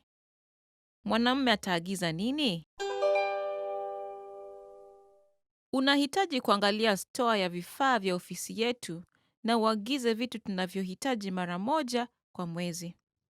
Hebu tuangalie pamoja wakati huu kutumia orodha hii. Asante. Hebu basi tuanze na karatasi. Inaonekana kama kuna sanduku moja tu iliyobaki. Sisi hutumia karatasi nyingi kila siku. Kwa hivyo, tuagize sanduku zingine 2. Sawa. Rangi ya wino inaisha kwa printer. Tuagize hiyo. Oh, hiyo si tatizo kwa sababu hatuchapishi nyaraka kwa rangi. Huchapishi? Sawa. Ni kana kwamba kalamu ya wino ya ubao mweupe unaisha wino. Ndiyo, hizo zinapaswa kubadilisha. Tunapata punguzo tukiagiza seti za kalamu 5. Hivyo basi, tufanye hivyo. Sawa. Na tunaweza agiza mausi wakati huo. Mausi yangu inaonekana kufanya kazi polepole. Naam, nadhani ni kwa vile betri inaisha. Wacha tuangalie store ya betri na kuagiza ikiwa hatuna mengi iliyobaki. Hakika. Naam. Tuna betri 3 hapa. Unaweza chukua hizi 2 kwa mausi yako, lakini nunua pakiti 6 za betri kuzirudisha. Mwanamume ataagiza nini?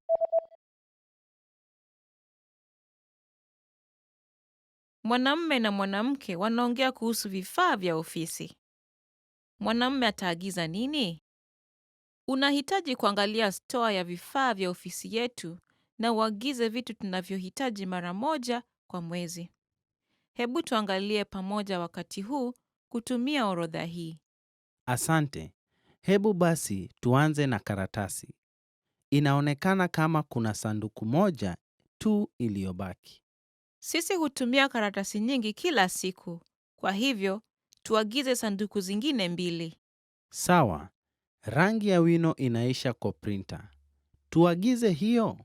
Oh, hiyo si tatizo kwa sababu hatuchapishi nyaraka kwa rangi. Huchapishi? Sawa. Ni kana kwamba kalamu ya wino ya ubao mweupe unaisha wino. Ndiyo, hizo zinapaswa kubadilisha. Tunapata punguzo tukiagiza seti za kalamu 5. Hivyo basi, tufanye hivyo. Sawa. Na tunaweza agiza mausi wakati huo.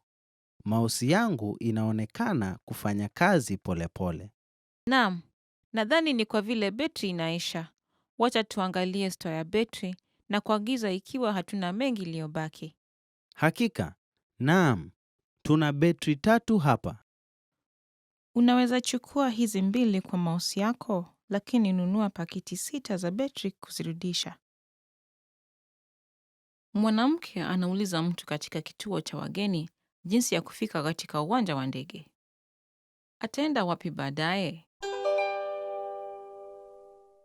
Samahani, ningelipenda kwenda kwa uwanja wa ndege. Unaweza kunieleza jinsi ya kufika huko? Hakika, kuna njia chache ya kufika huko.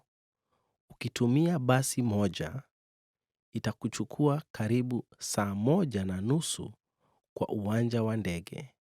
Lakini, bei ndio la chini kabisa. Ukitumia basi ya namba 2, itachukua karibu dakika 50 kwa sababu ni basi isiyosimama, lakini inatoka mara moja kwa saa. Ni ghali kidogo. Naelewa. Na teksi je? Ndiyo, kuna jukwaa la teksi mbele ya kituo hiki cha mgeni. Na inachukua karibu saa 1. Lakini itakuwa ghali zaidi kuliko basi kwa sababu wanatumia njia kuu na wanalipisha zaidi kwa mizigo kubwa. Ala, sikuwa natarajia hivyo. Ni ghali sana kwangu. Jambo lingine, je, ulinunua kitu chochote katika shopping plaza wakati wa kuishi kwako?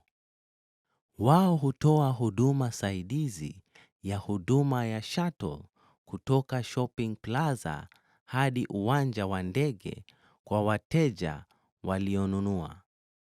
Ala, sikujua hiyo. Bado sijanunua. Hata hivyo, nilikuwa naenda kununua zawadi. Basi unaweza kutumia hiyo. Ataenda wapi baadaye?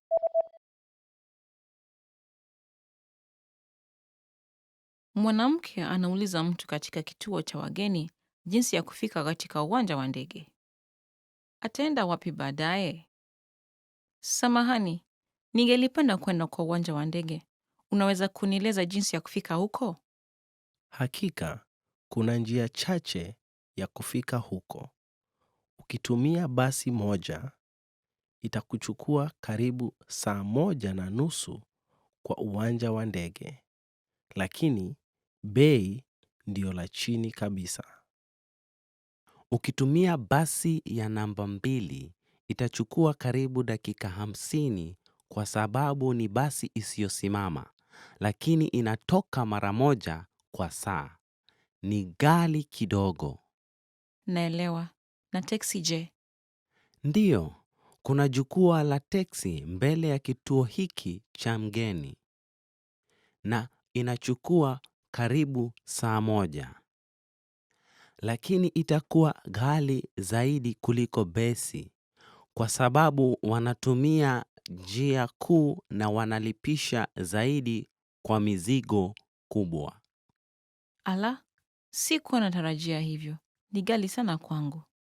Jambo lingine, je, ulinunua kitu chochote katika shopping plaza wakati wa kuishi kwako?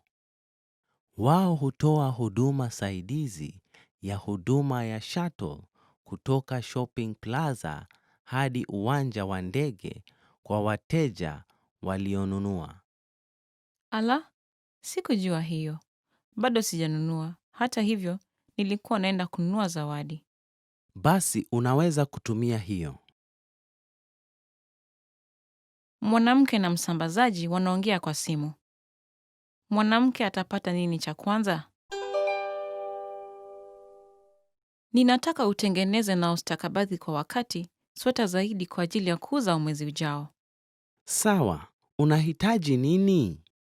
Tunahitaji vipande 1000 za sweta ndogo nyekundu na vipande 400 za sweta nyekundu za umbo wa kati. Na pia tunahitaji vipande 600 za sweta ndogo za kijani na vipande 200 za sweta za kijani za umbo wa kati kabla ya mwisho wa mwezi huu. Sweta nyekundu na ya kijani kwa kweli Tunapungua kwa uzi wa kijani na inatupaswa tuzipate kutoka kwa wasambazaji wengine.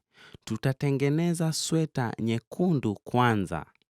La. Tunapaswa kustakabadhi sweta nyekundu na kijani pamoja.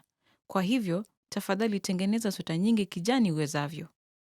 Sawa, nadhani tunaweza kutengeneza vipande 200 ya sweta ya kijani kwa sasa. Unahitaji umbo ipi kwanza? Tunahitaji ndogo kwanza. Tuwie radhi kwa kuarifu kwa muda mfupi. Hata hivyo, tunahitaji msaada wako. Sawa, tutafanya tuwezavyo. Tutastakabadhi sweta kijani na sweta zote nyekundu. Mwanamke atapata nini cha kwanza?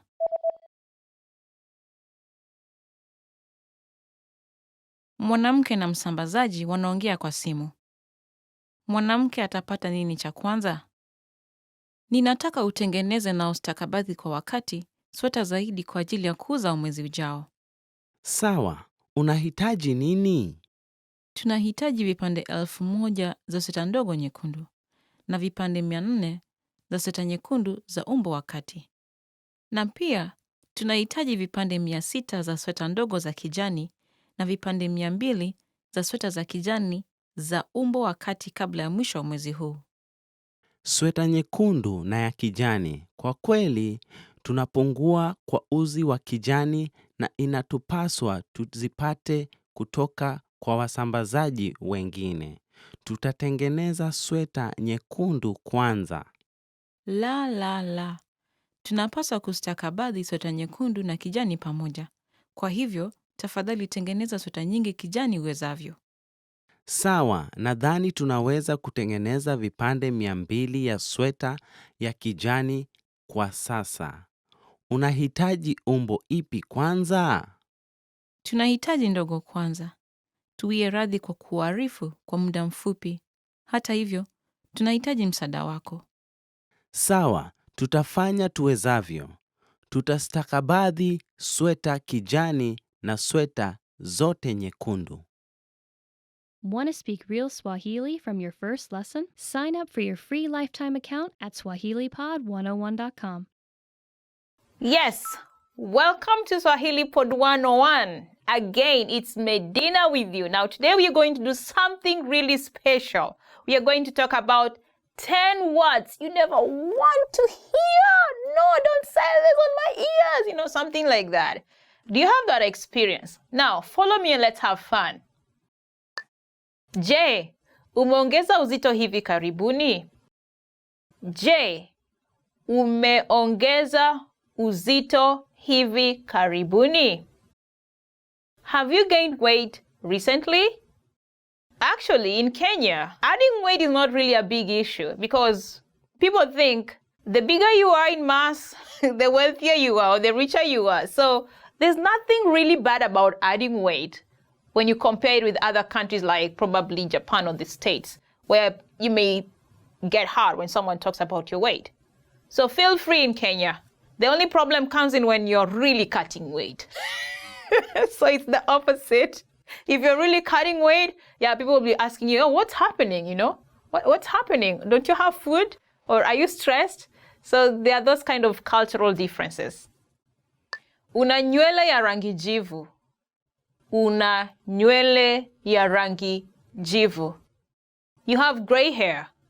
You know, people have a difficult time accepting the fact that they are growing old. Yet it's a paradox of life, right? You're celebrating your birthday, but at the same time, you're growing old. Now, when you're growing old, it reaches a point when you're growing gray hair, right? And it's evident. You cannot hide it unless you're coloring your hair. Now, in Kenya, really, you don't want to tell someone that they're growing gray hair. You better say it with your friends about somebody, but you know that will be gossiping, so I don't really recommend it. But usually you see the gray hair and keep it inside your heart. You appreciate the fact that, yeah, someone is growing and you keep it at that. Nilikueleza hivyo. Nilikueleza hivyo. I told you so. Actually, when you say it naturally, it comes out in a kind of arrogant way. Let's try it in Swahili. Nilikueleza hivyo. I told you so, you know? This is someone who kind of warned you beforehand that do not go that way. Then unfortunately, I mean, at that time it's not really unfortunate, but you know, you did it, and then there are those kind of consequences or things that happen that are not really good. Then you come back and, you know, your friend who warned you says on your face, I told you so. You don't want to hear that at that moment, especially when things are gone bad, you know? Umefutwa kazi. Umefutwa kazi. You're fired. You know, this phrase, when someone is firing you, sometimes they say it in a polite way, right? Umefutwa kazi. Not to make you feel like, okay, the world is ending. But there are those ones who come literally and say, umefutwa kazi. You know what I mean? Like, you're fired, like, literally. It's like fire is coming on its way right there and then, and you feel like hell is burning loose. But you know what? It's one phrase that we do not really want to hear, and neither do we want to tell. Imagine someone is fired. I mean, I have friends who have been fired, and they will never want to tell.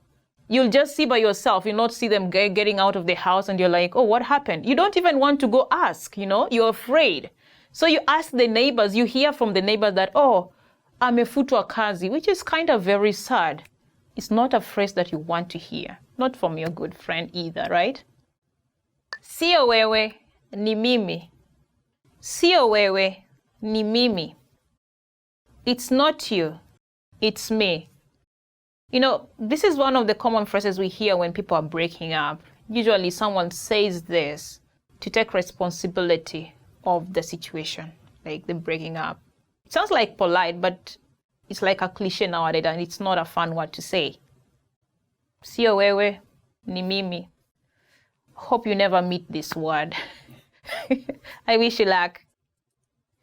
Asante kwa wasifu wako. Hata hivyo, nafasi hiyo ishachukuliwa. Asante kwa wasifu wako. Hata hivyo, nafasi hiyo ishachukuliwa. Thank you for your resume. However, the position has been filled. Okay, let us imagine you're looking for a job, like, yes, seriously. And honestly, this is seriously in Kenya because we have a pool of undergraduates who are looking for jobs every day, you know? You actually advertise for one position like this and you find like more than 1,000 applicants. You're like, okay, well, how should I prove myself to be smart? And you know, it's not like you've applied for one job, you've applied for quite a number of jobs, and this is the same message they send you. It's quite frustrating.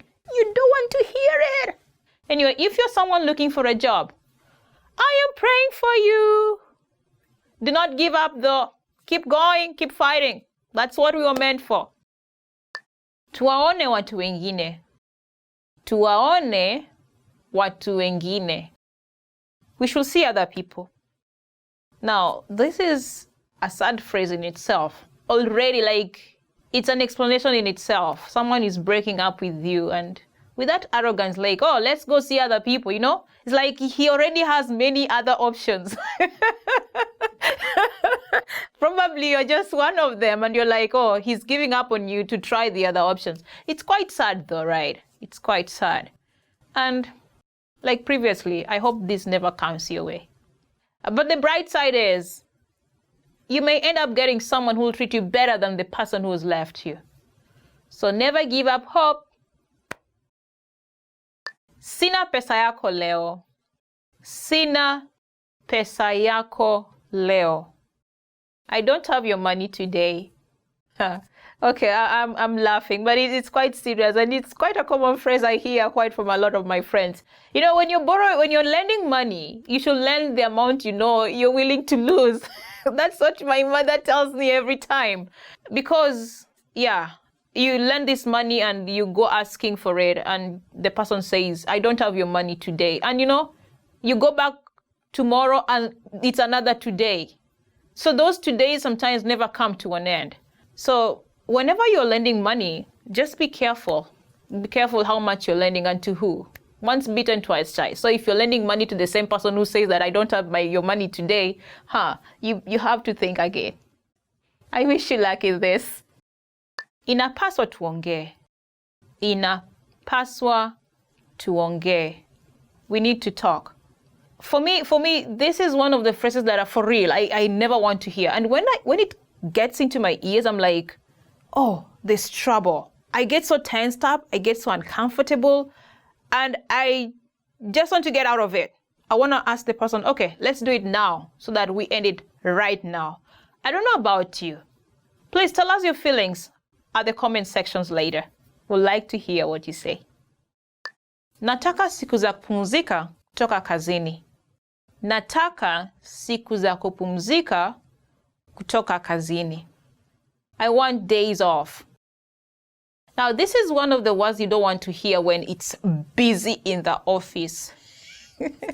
It makes you imagine like, oh, why do you want days off when it's actually peak time, We have so many clients coming in, then you want days off. Are you running away from work?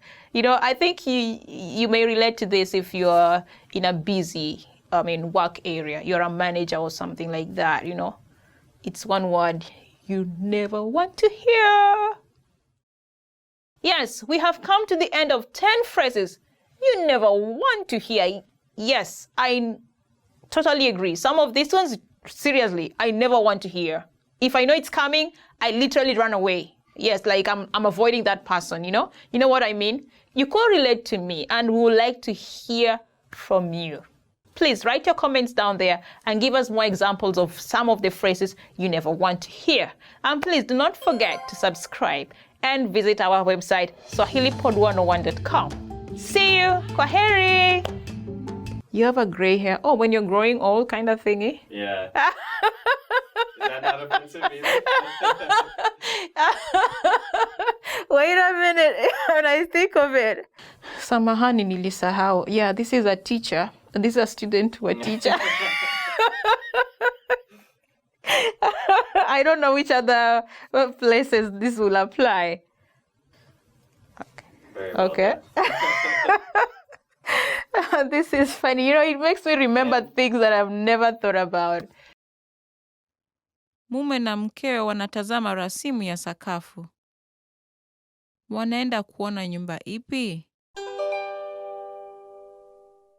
Na hili je, lina sebule nzuri na kubwa. Napenda sebule kubwa, lakini pia nataka nafasi ya kuegesha gari. Na tuone. Na hili je? Ndiyo, hilo ni nzuri.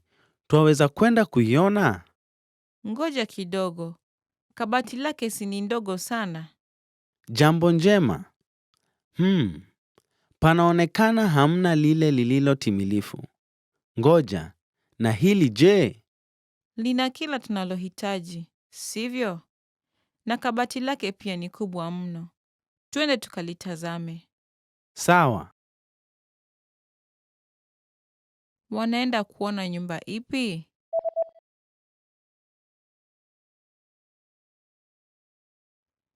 Mume na mkewe wanatazama rasimu ya sakafu.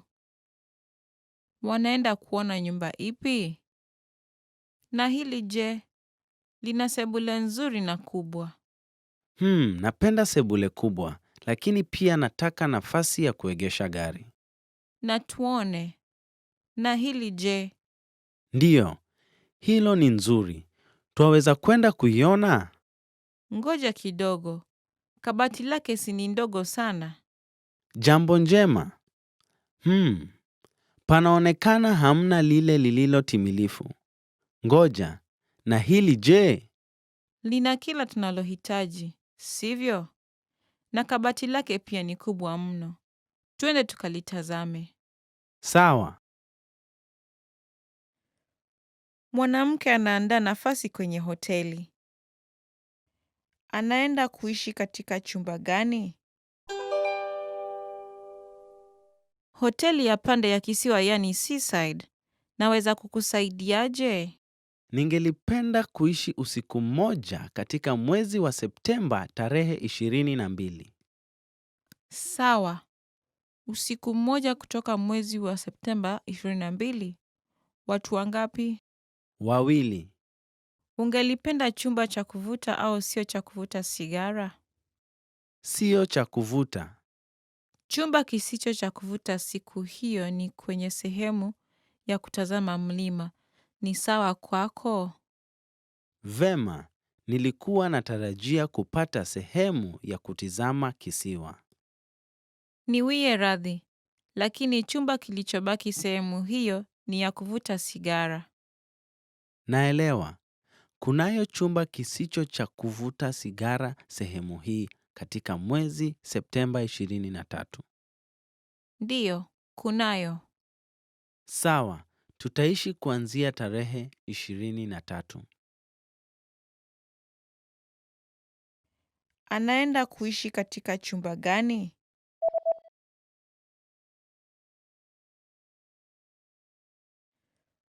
Mwanamke anaandaa nafasi kwenye hoteli. Anaenda kuishi katika chumba gani? Hoteli ya pande ya kisiwa yani seaside. Naweza kukusaidiaje? Ningelipenda kuishi usiku mmoja katika mwezi wa Septemba tarehe 22. Sawa. Usiku mmoja kutoka mwezi wa Septemba 22. Watu wangapi? Wawili. Ungelipenda chumba cha kuvuta au sio cha kuvuta sigara? Sio cha kuvuta. Chumba kisicho cha kuvuta siku hiyo ni kwenye sehemu ya kutazama mlima. Ni sawa kwako? Vema, nilikuwa natarajia kupata sehemu ya kutizama kisiwa. Niwie radhi, lakini chumba kilichobaki sehemu hiyo ni ya kuvuta sigara. Naelewa. Kunayo chumba kisicho cha kuvuta sigara sehemu hii katika mwezi Septemba 23. Ndiyo, kunayo. Sawa, tutaishi kuanzia tarehe 23. Mwanamke anaongea na mtengenezaji nywele wake. Angelipenda kutengeneza nywele yake vipi? Hello, naweza kukusaidia? Hello, nina hifadhi ya birichie saa 9 ya mchana. Karibu Birichi. Njoo huku. Naweza kukusaidia vipi leo? Ningelipenda kubadilisha mtindo wa nywele yangu kidogo. Sawa, ungependa urefu gani? Urefu wa hadi kwenye bega. Sawa. Je, na nywele ya mbele ya uso? Ziwache. Wima chini au uwe na nafasi katika upande? Sehemu ya upande kidogo. Pande ipi? Pengine kushoto kidogo kutoka katikati. Naelewa. Tutaanza na shampoo, hivyo basi njoo huku. Angelipenda kutengeneza nywele yake vipi?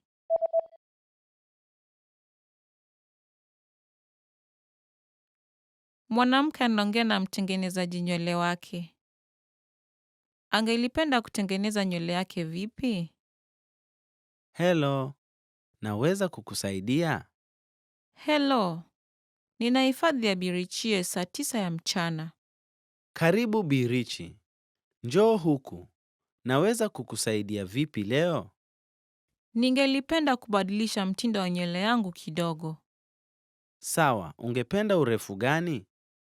Urefu wa hadi kwenye bega. Sawa. Je, na nywele ya mbele ya uso? Ziwache. Wima chini au uwe na nafasi katika upande? Sehemu ya upande kidogo. Pande ipi? Pengine kushoto kidogo kutoka katikati. Naelewa. Tutaanza na shampoo, hivyo basi njoo huku. Mwanafunzi wa kiume na kike wanatazama matangazo ya kazi. Mwanafunzi wa kike ataandikisha kazi ipi? Hebu, unadhania nini kuhusu kazi hii? Ujira wa saa 1 ni juu sana. Ndivyo, ujira unaonekana mzuri sana, lakini waweza kupeleka magazeti sehemu tofauti? Bila shaka, Mimi ni stadi kwa kuendesha baiskeli, lakini ninahofia kuamka mapema. Na hii je? Ujira sio kubwa vile, lakini unaweza kufanya kazi kwa masiku 2 au 3 kwa wiki na kuanza kufanya kazi jioni. Ala, hii. Mchukuzi pesa katika supermarketi, sivyo? Itakuwa nzuri kufanya kazi baada ya shule. Hii katika duka la kahawa linaweza kuwa nzuri pia. Ndivyo, napapenda na iko kwenye barabara ya kwenda shuleni. Si mbaya, sivyo? Niandikishe ipi? Ipi iko katikati, duka la kahawa au ya kupeleka magazeti sehemu tofauti? Ujira wa kazi ya gazeti ni nzuri sana. Sawa, nimebadilisha uamuzi wangu. Itanibidi niamke mapema.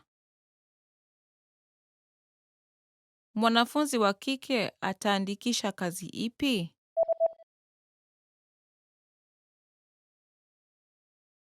Mwanafunzi wa kiume na kike wanatazama matangazo ya kazi.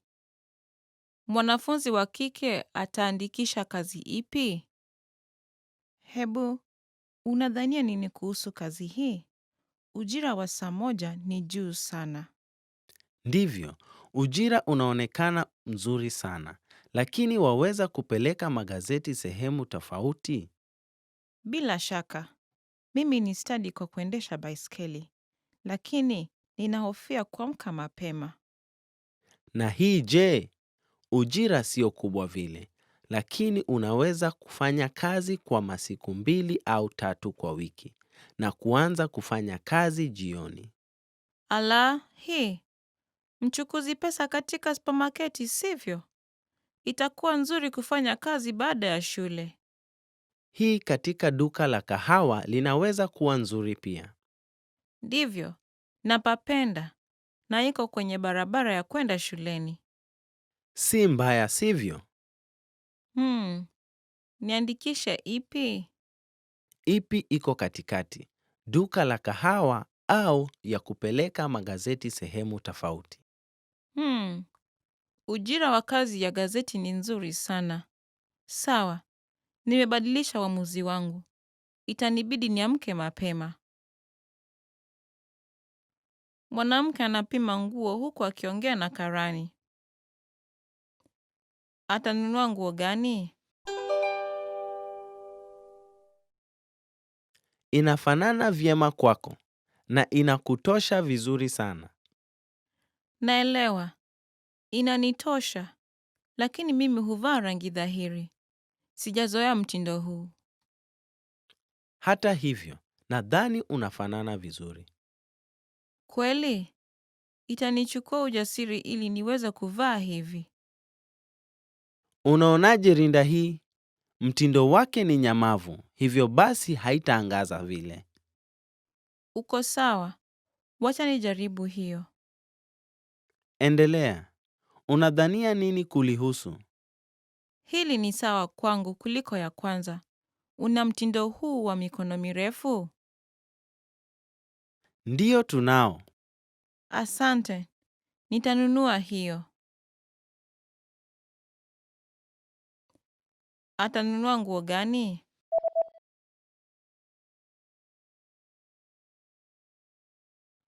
Mwanamke anapima nguo huku akiongea na karani. Atanunua nguo gani? Inafanana vyema kwako na inakutosha vizuri sana. Naelewa. Inanitosha, lakini mimi huvaa rangi dhahiri. Sijazoea mtindo huu. Hata hivyo, nadhani unafanana vizuri. Kweli? Itanichukua ujasiri ili niweze kuvaa hivi. Unaonaje rinda hii? Mtindo wake ni nyamavu, hivyo basi haitaangaza vile. Uko sawa. Wacha nijaribu hiyo. Endelea. Unadhania nini kulihusu?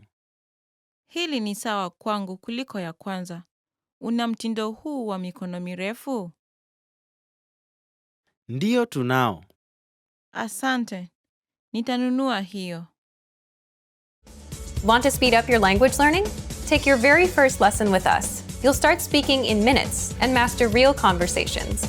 Sign up for your free lifetime account. Just click the link in the description.